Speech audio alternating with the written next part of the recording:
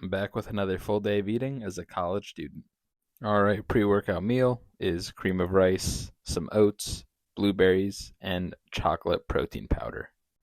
And for the post-workout, we got beans, rice, beef, mixed vegetables, tomato paste, all mixed together. And a kiwi as well, of course.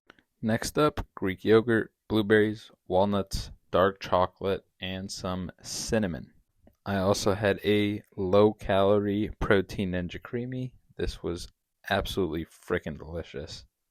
And then to finish off the day, we got a stir fry with spinach, mixed veggies, eggs, tomato paste, cottage cheese, and sweet potato on the bottom.